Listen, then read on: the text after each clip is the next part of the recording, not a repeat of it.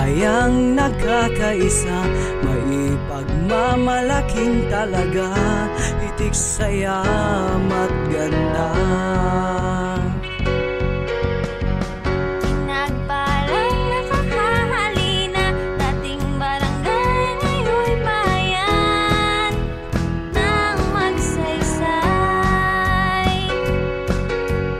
Sabi nga ng Corinthians chapter 13 verse 3, and now only three remains: faith, hope, and love. Nandito na ang hope. Ang faith, iiwanan namin sa inyo. Ang love, galing po sa aming lahat nila mayor, nila congressman, ng hope, ng buong sangguniang bayan.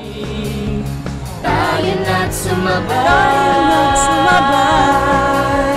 bayan ng magsaysay.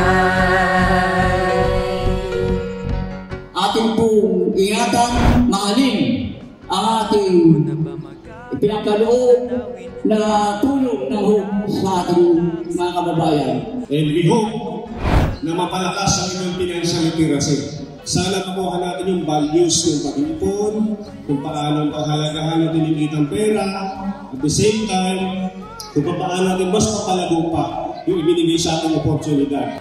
Parang may special celebration compared sa mga nagdaang taon. So ngayon, tinayin natin how special you are today. Sa tulong ng iba't ibang instrumento ng Panginoon, tayo po ay mapagkakalooban ng isang pangkabuhayan.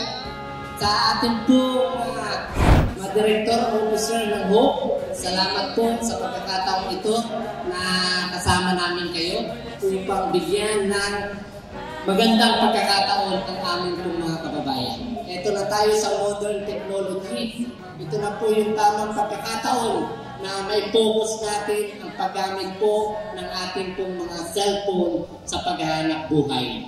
Fundadores ang nanguna, paisaludo sa kanila, mamamayang kapit-bisig, punong-puno ng pag-ibig. Isama ang pagbibigay ng livelihood, yung Hope Foundation, isama sa activity ng pagdiriwang natin ng ika-55 anibersaryo ng pagkakatapat ng ating bayan. Sama-sama na, galing at makisa, simulan sa iyong sarili para sa nakararami. Nais ko pong pasalamatan ang mga taga-Hope Foundation na isa na kayo na maisusulat sa kasaysayan ng bayan ng Magsaysay na nagkaloob ng mga pangkabuhayan sa mga mamamayan na maaaring ito ang magdadala